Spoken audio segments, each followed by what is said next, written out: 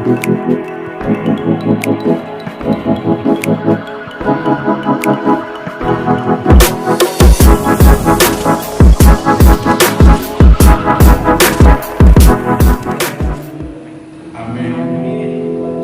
duduk Bapak Ibu Saudara sekalian.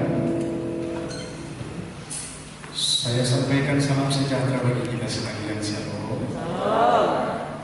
Hari ini saya akan mengungkapkan rahasia dari kebenaran firman dan yang terjadi oleh firman di tengah saudara sebagai sidang jemaat Tuhan.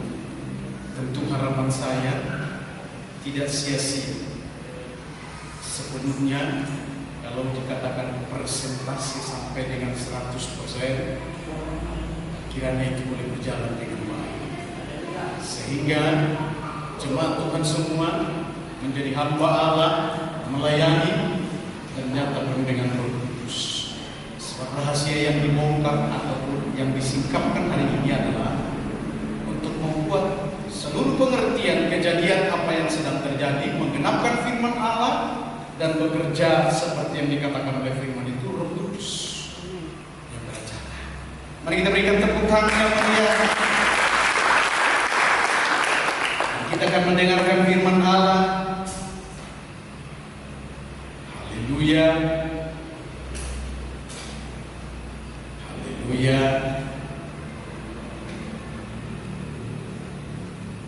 Amin, saudara. 1 Korintus pasal yang ke-14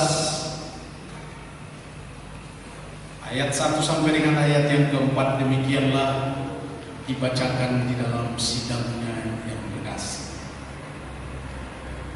Kejarlah kasih itu dan usahakanlah dirimu memperoleh karunia-karunia roh, terutama karunia untuk bernubuat.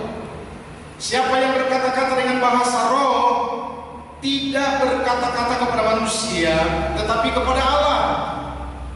Sebab tidak ada seorang pun yang mengerti bahasanya. Oleh roh ia mengucapkan hal-hal yang rahasia.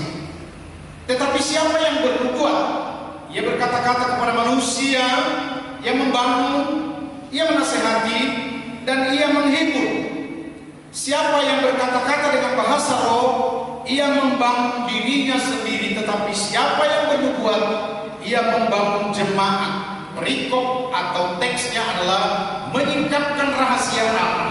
Haleluya. Mari kita berikan tepuk tangan yang meriah.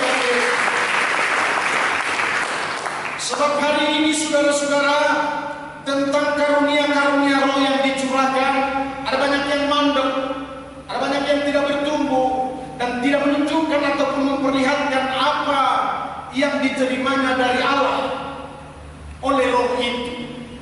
Karena itu hari ini saudara-saudara akan dibangkitkan, dibangunkan.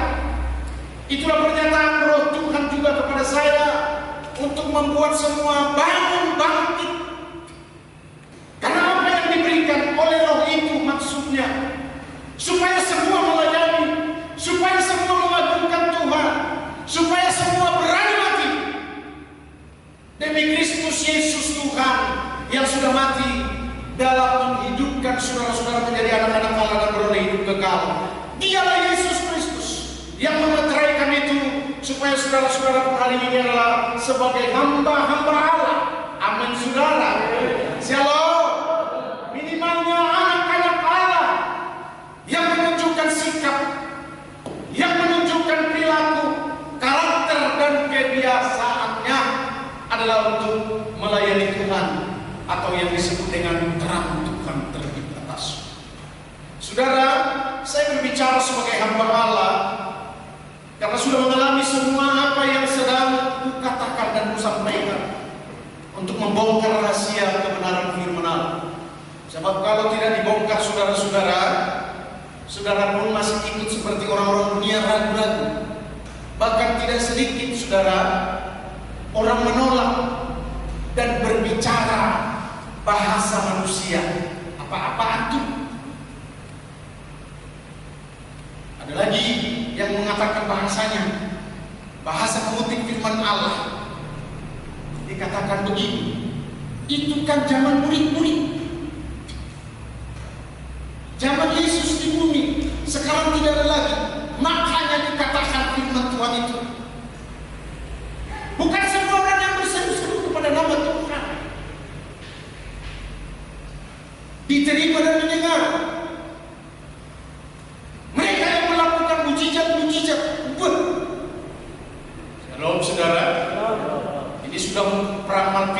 saudara-saudara, kata-kata dunia seperti Yesus juga mengutip dalam firman Tuhan. Bukankah ada yang tertulis bahwa ada malaikat menatang engkau, jatuhkan aja dirimu dengan baik, saudara-saudara.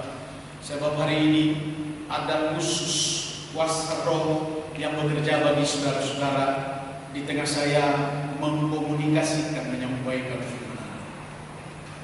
Pertama, saya harus beritahu kepada saudara-saudara menurut firman bahwa ada yang diprioritaskan bagi saudara sebagai sidang jemaat itu adalah yang pertama, mengejar kasih karunia roh. Amin, saudara. Anda sudah mengenal apa itu kasih karunia roh yang disebut dengan mengejar karunia bernubuat? Karunia bernubuat zaman nabi-nabi menegur semua kesalahan daripada bangsa-bangsa. Dan dalam perjanjian baru, saya harus tegaskan kepada saudara-saudara, ketika kita menerima karunia untuk bernubuat adalah untuk mengajar. Tentu dalam mengajar ini juga saudara-saudara, kalau ditambahkan karunia kepadamu dalam karunia nabi adalah engkau berani untuk menyampaikan kepada pemerintahan, engkau berani untuk mengatakan kepada pejabat, kepada orang-orang besar, kepada orang-orang yang berkumis yang selalu diputar-putar kumisnya, sampaikan kepada mereka yang membuat huru-hara, yang mengadakan segala perkara dalam persoalan-persoalan yang ada di Indonesia ini. Ajar mereka. Mengajar itu juga bisa memberikan contoh dan keteladanan di tengah-tengah mengajar dunia ini. Ini waktunya, saudara-saudara. Makanya dikatakan di dalam zaman Rasul-Rasul dikatakan begini, usahakan dirimu untuk mendapatkan bernubuat. Setelah mengajar saudara-saudara, saya mau katakan saudara, membangun. Hari ini ditambahkan kepada saudara-saudara pengertian daripada soal membangun itu adalah orang Batak bilang makbogas, makkehe. Shalom saudara. Ada tadi lagu kita lompat. Merinding juga aku saudara-saudara. Shalom.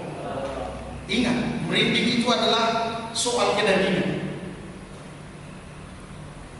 Tetapi soal rohani adalah bangkit dan berkobar-kobar.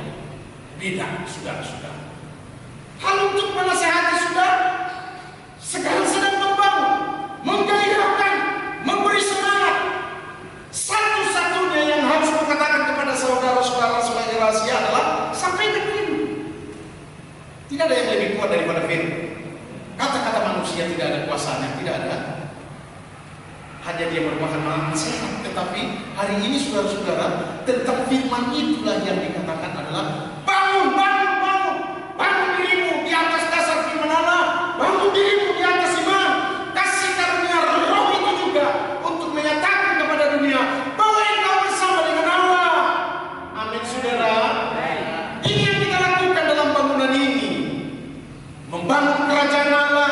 Waktu-waktu ini saya harus katakan kepada saudara-saudara, Tuhan tidak pakai orang di dalam jasmani. Maksud saya di tengah-tengah kedagingan. Kalau dia tidak diliputi oleh kuasa roh, atau segala pekerjaannya saya mulai, atau segala pekerjaannya yang dikerjakan kalau tidak disertai roh, dipenuhi roh, dalam kuasa roh, maka Allah tidak mempergunakan itu untuk membangun kerajaan Allah. Sebab di mana ada roh Allah, di situ ada kemerdekaan. Katakan amin. Saudara tahu kemerdekaan itu adalah menyingkapkan rahasia kebebasan pada jati diri setiap orang dalam kepribadian yang dimaksud oleh Allah. Setelah membangun, dikatakan di dalam karunia bernubuat itu saudara-saudara adalah menghibur. Kembali saya harus katakan dengan tegas, soal penghiburan adalah penghiburan roh Allah yang membuat sukacita dalam gereja, yang membuat sukacita juga dalam pribadi-pribadi saudara-saudara. Shalom. Yang membuat juga kita terhibur hanya karena Allah. Kita akan buat satu koreksi sekarang ini, saudara-saudara. Shalom. Roh Allah dalam penghiburan yang bekerja jauh lebih hebat daripada cara orang dunia yang menghibur. Banyak sekarang pelawak-pelawak, saudara-saudara, duluan dia mati daripada orang-orang yang dilawaki atau yang dihibur. Shalom, saudara. Saya ingatkan kepada saudara-saudara ini, maksudnya adalah penghiburan yang dari roh. Karena roh menuntun kepada keseluruhan kebenaran, menuntun kita kepada sukacita yang besar. Roh yang membuat kita blong dalam semua hal di tengah-tengah keadaan kita tanpa beban berat. Dengan baik-baik ini, saudara-saudara, anak-anak Tuhan perlu ini, bahwa jangan anggar kau, jangan anggar saudara-saudara, kalau beban berat, melainkan harus dikosongkan untuk datang kepada Allah. Karena Yesus berkata, marilah kepadaku, hai kamu yang letih lesu dan berbeban berat, supaya aku memberikan kelegaan dan sentosa dan terhibur adanya. Dikatakan di sana, mari kepadaku, hai kamu yang berbeban berat. Jadi jangan pikul beratmu sehingga engkau berkata kepada orang lain, nggak tahu ini capek. Sana. Shalom, saudara-saudara. Tetapi tunjukkanlah bahwa kita yang penuh roh adalah memang terhibur dan siap untuk menghibur. Itu sebabnya dalam karunia untuk mengejar bernubuat ini, saudara-saudara harus bekerja di dalam ladang Tuhan. Saya mau katakan ini, saudara-saudara, ada dua perbandingan. Maksud saya ada satu perbandingan di dalam dua hal. Ialah kalau kita kerja keras, saudara-saudara, di dalam dunia ini, fungsinya berapa tahun? 70, 80, atau sampai 120 tahun seperti saya. Memang 120 tahun. Mari kita berikan tepuk tangan. Aneh saja fungsinya. Sementara kita kerja keras terus, melebihi daripada kekuatan beko. Saudara tahu beko? Bekas sekolah. Dan apapun pikulnya, dari yang tidak dapat dipikirkan pun dikerjakannya sampai penyok lagi ya. Saudara tahu penyok? Itu orang penyok, memikul beban yang tidak bisa dipikulnya dan hilang harapannya dan tidak ada penyerahan kepada Tuhan. Shalom. Jadi ketika saudara melihat yang seperti itu, doakan dia. Itu dipikulnya bego orang, sementara truk saja pun nggak bisa untuk memikul itu. Seperti itu sehingga dia penyok. Yang ke kiri ke kanan, yang ke kanan ke kiri. Shalom, saudara.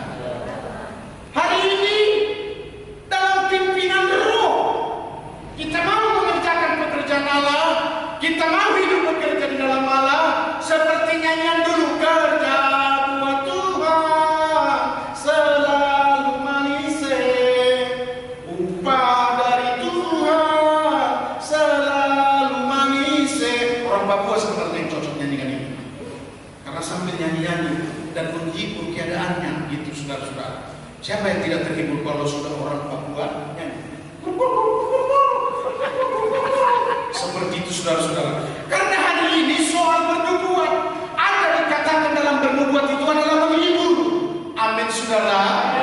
Hari ini tugas dan pelayananmu dituntut oleh Tuhan, karena kita semua pasti menerima karunia bernubuat. Tetapi di bawah tidur, tetapi di bawah senang sendiri. Untuk hari ini, mari kita bangkitkan. Perlunya adalah untuk membangun gereja ini. Amin. Untuk membangun pelayanan ini, supaya jangan ada lagi kursi yang kosong, dengan kata lain kursi yang ditimpa-timpa. sehingga namanya kursi tertimpa-timpa, bertimpa-timpaan tanpa fungsi diduduki yang seharusnya anak-anak Tuhan. Mari kita berikan tepuk tangan. Itu rahasia yang pertama, saudara-saudara. Rahasia yang kedua adalah dikatakan di situ bahwa saya membaca kembali ayat yang kedua itu. Siapa yang berkata-kata dengan bahasa roh, dengan ini saudara-saudara, ada berkata-kata dalam bahasa roh, juga ada berdoa dalam bahasa roh. Kalau kita nggak mengerti, seseorang itu yang berdoa memakai bahasa itu kepada Allah. Amin, saudara. Shalom, supaya tahu ya. Jadi saya akan bongkar rahasianya ini, saudara-saudara. Siapa yang berkata-kata dengan bahasa roh, tidak berkata-kata kepada manusia, tetapi kepada Allah. Baikkah ini baik? Sebab tidak ada seorang pun yang mengerti bahasanya. Oleh roh ia mengucapkan hal-hal yang rahasia. Baiknya mana adalah ketika kita berbahasa dalam bahasa-bahasa roh kepada Allah, baik dalam doamu, baik dalam tegaknya engkau berdiri oleh firman Allah, berkata dalam bahasa roh, kata-kata. Saya pernah lakukan ini yang menjadi kesaksian kepada saudara-saudara. Tidak ada yang bisa membuat. Kumpulan itu semua adalah orang agama seberang.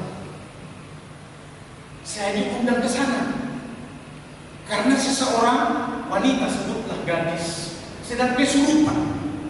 Dan yang membuat kesurupan itu adalah tukang jamu gendong. Karena hari itu saya buktikan, saudara-saudara. Lalu dialah yang berkata, ya, tidak ada yang bisa untuk mengeluarkan apapun dari dalam. Lihat, dia cinta saya, dia peluk saya, memang dipeluk. Sementara berkeliling, ada 50 lebih orang.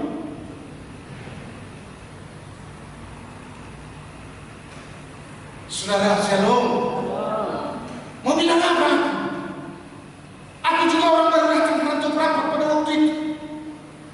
Tahun 94, masih 2 tahun. Tapi aku dipanggil oleh temannya yang sedang ada di dalam kesurupan itu. Saya punya.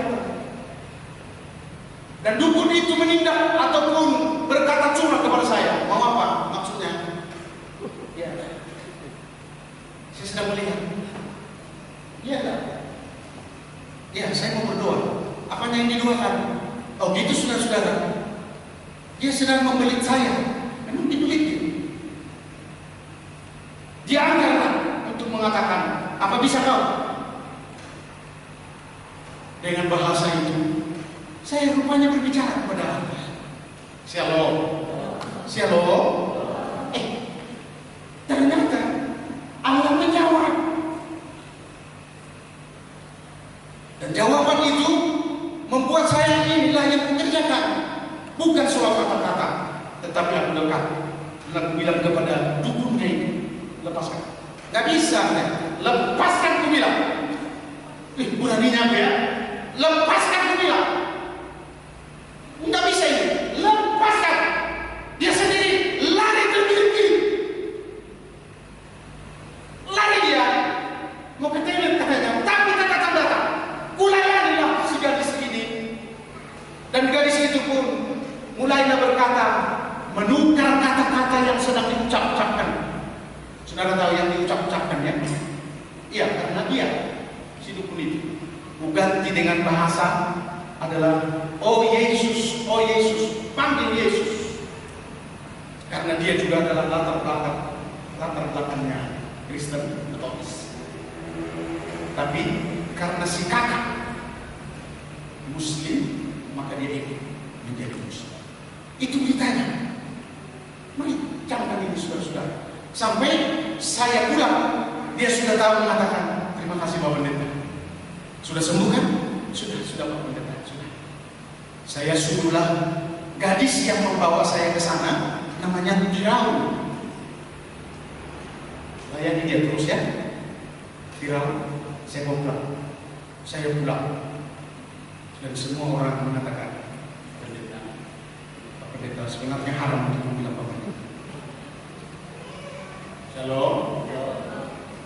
Tapi dimulai dari kakaknya sendiri, abangnya berkata, terima kasih Pak Pendeta. Karena sudah dilihat. Yang kedua ini berkata-kata begini, mengucapkan hal-hal yang rahasia. Saya perlu beritahu pada saudara-saudara hal yang rahasia ini,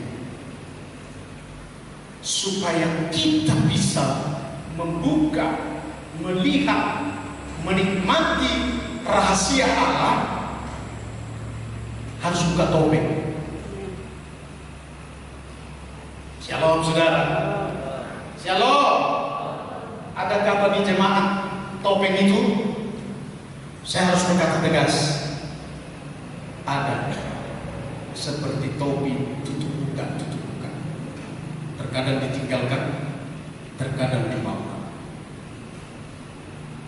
Ke rumah Allah dibawa itu dengan baik-baik. Ini rahasia.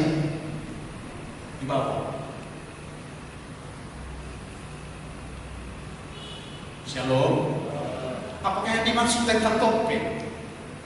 Topeng itulah yang membuat kita tertutup dalam mata rohani. Itu topeng. Sehingga kita tidak bisa melihat kemuliaan ini.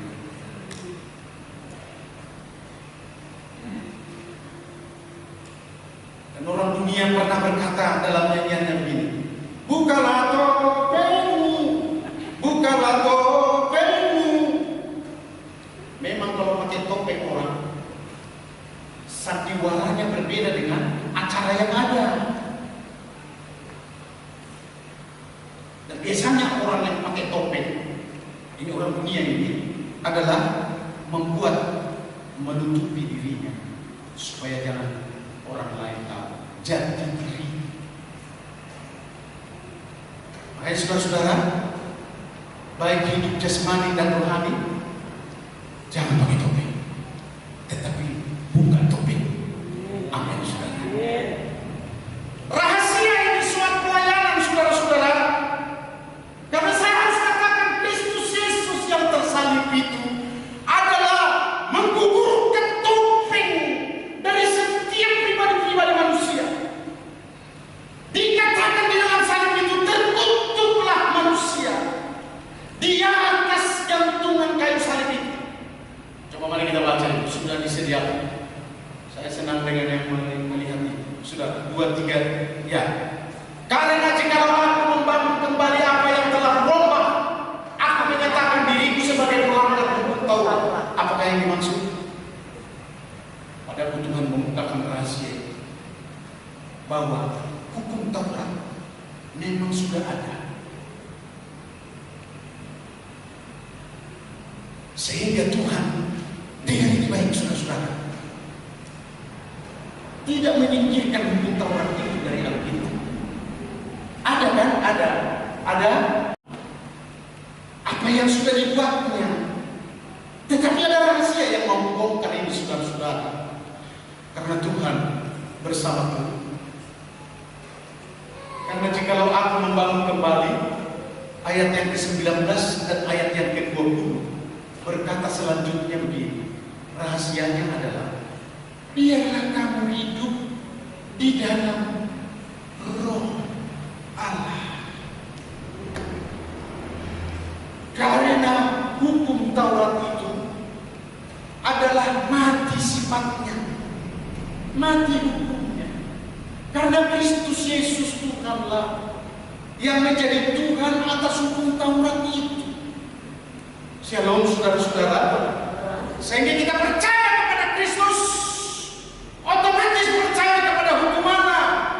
Karena itu sebutlah Kristus, layanilah Kristus, dan Kristus yang melayani di dalam roh bersama-sama dengan kita melayani dunia, melayani Allah Bapa di tengah semua pimpinan roh itu. Berikan tepuk tangan.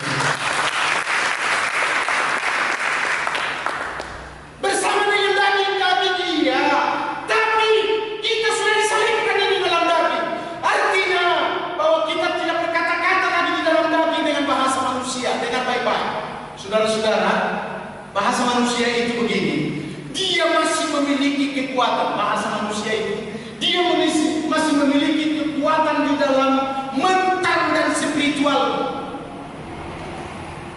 Katanya begini, karena orang tua berkata bukan rahasia ini, bukan kata orang tua, tetapi kata Alkitab, kata firman Allah.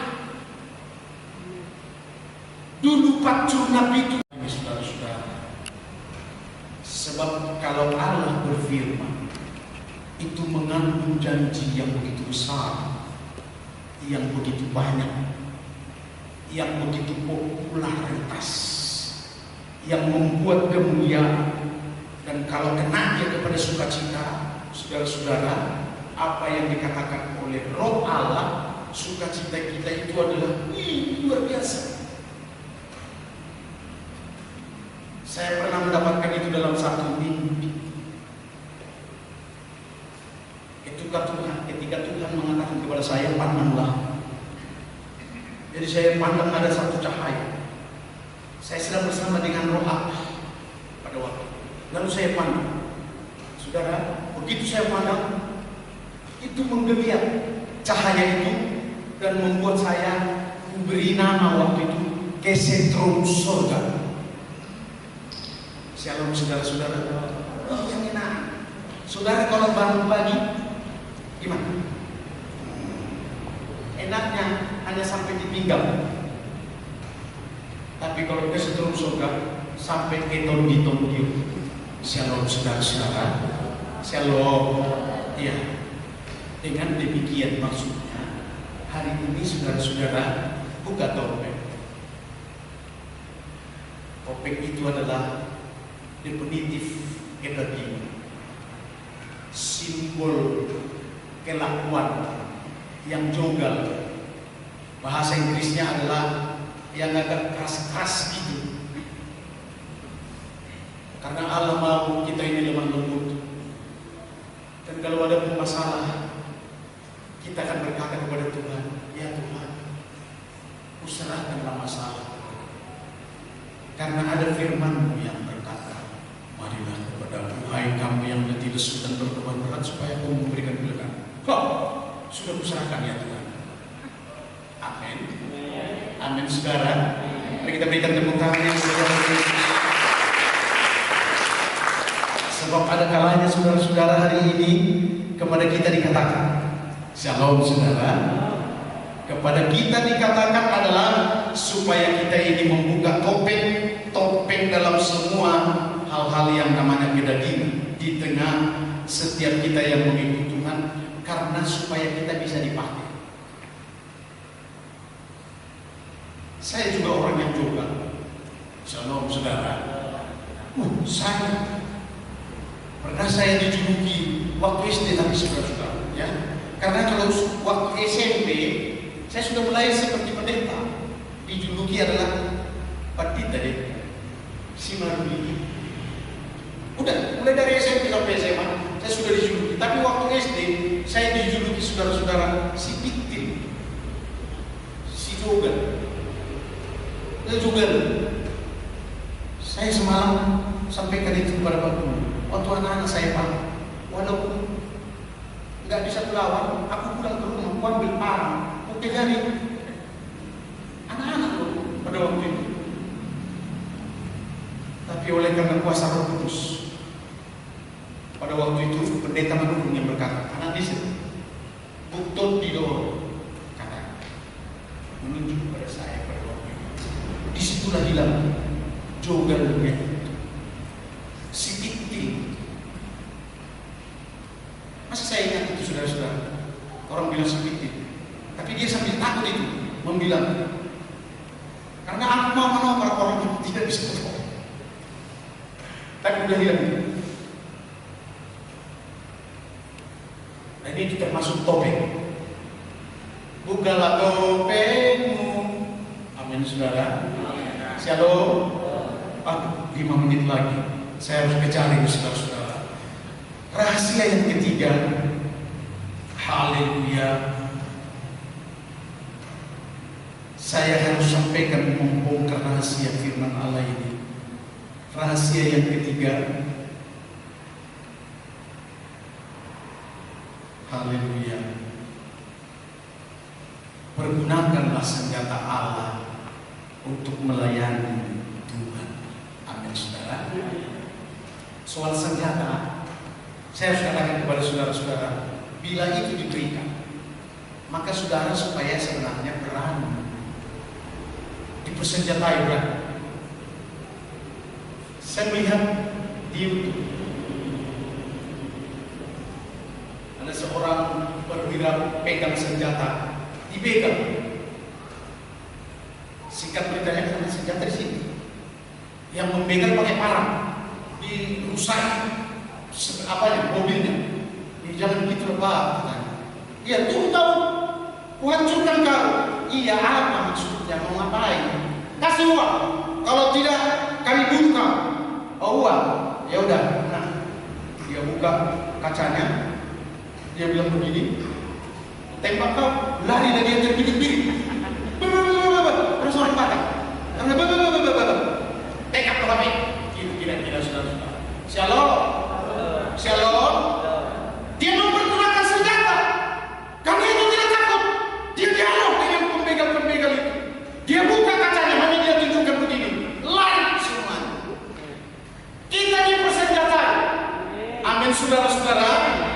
Dalam Galatia ayat yang ke-10 berkata, akhirnya kepada kamu diberikan kuasa Roh dalam melengkapimu untuk mengusir kuasa kegelapan. Selanjutnya, biar dengan Roh inilah atau dengan firman Allah inilah yang kita akan baca. Saya sampaikan Efesus 6 ayat 10 dengan ayat yang ke sampai 12. Akhirnya hendaklah kamu kuat di dalam Tuhan, di dalam kekuatan kuasa-Nya. Kenakanlah seluruh perlengkapan senjata Allah supaya kamu dapat bertahan melawan tipu muslihat iblis, liciknya iblis. Garamnya juga orang pembegal. Dan orang-orang yang sedang kesetanan pun saudara-saudara, hari ini kita sadar, amin saudara, bahwa kita dipersenjatai oleh Allah. Jangan takut, amin saudara. Tidak semua orang mati karena parang atau mati karena dibunuh orang. Tidak. Alkitab sedang berkata itu adalah semuanya itu adalah juga Allah yang berkuasa dan yang membuat setiap orang yang memiliki karunia Roh itu adalah bersamanya, bersama dengan Roh Allah. Dan kalau kita bersama dengan Allah, siapa yang menjadi lawan kita? Katakan amin. Kalau kita bersama dengan Roh Allah, dengar ini baik-baik saudara-saudara, kita ini karunia. Amin saudara. Pokoknya ada banyak kesaksian tentang hal itu saudara-saudara, yang membuat saya tidak pernah gentar dengan orang yang apapun keadaan.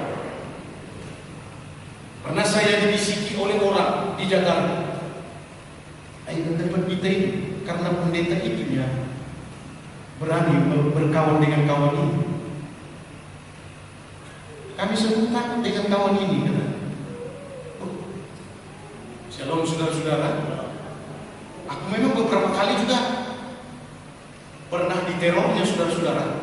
Antara lain saya bukan rahasia. Ini pendeta-pendeta karismatik memang, ya, supaya tahu. Dia sebut nama saya, baru di sini. Tidak, supaya tahu. Orang-orang pendeta-pendeta karismatik sebenarnya juga banyak. Tapi kecuali Pak Pendeta, aku sudah melihat semua. Banyak yang rakus dan juga bohongnya banyak. Aduh, siapa ini kira-kira saudara-saudara? Dengar baik-baik. Shalom, shalom. Yang dimaksud adalah sebenarnya bukan pendeta soal karismatik itu, tetapi adalah dia berbahasa kedagingan. Karena dari sononya banyak orang yang benci dengan karunia-karunia Roh dengan baik, dan benci dengan pendeta-pendeta yang disebut dengan pendeta karisma. Jadi antara lain bongkarnya begini. Ada orang seperti Sonan kuliah di mana? Alih sarjana teologi, doktor dengan baik. Shalom saudara. Jadi saya bilang kepada beliau, ampunilah dia. Kalau engkau bisa mengampuninya, maka engkau menjadi hamba Allah, wakil Allah, untuk bisa membuat orang yang diampuni itu boleh berjalan dengan baik lagi pelayanan. Hari ini soal buka topeng ini, saudara-saudara, dan apa yang disebut oleh orang-orang dunia. Karena sampai hari ini juga, saudara, kita perlu tahu, sekalipun kita dipersenjatai, kan ada banyak yang menjadi cobaan dan lubang kematian. Apa itu yang disebut dengan semuanya itu? Kita sebut sajalah yang kejadian di YouTube tadi. Ada begal, saudara-saudara. Hingga pendeta Insinyur Niko Nyotor Harto, dia pakai senjata dengan tanda-tanda heran mujizat. Apa kata orang dunia dan apa kata orang lain? Jadi katakan adalah orangnya sesat dan mereka mencaci, dan tidak demikian kata firman. Aku ini sedang melihat semua bahwa itu adalah persenjataan Allah yang dipergunakan. Dan dengar, saat ini sedang tren pendeta Andi, Pastor Andi Sim, yang khusus untuk melakukan kesembuhan-kesembuhan ilahi. Aku akan katakan sebagai hamba Allah untuk meluruskan keadaannya, bahwa dia adalah dipakai oleh Tuhan dengan mempergunakan karunia dan senjata-senjata yang diberi oleh Allah, yang harus dilatih, yang harus dipergunakan. Kalau tidak, saudara-saudara, coba bayangkan, saudara, orang yang pegang pistol. Shalom, saudara-saudara. Shalom. Bisa dipukul pakai kayu oleh orang lain. Heran atau geli enggak itu kira-kira, saudara-saudara?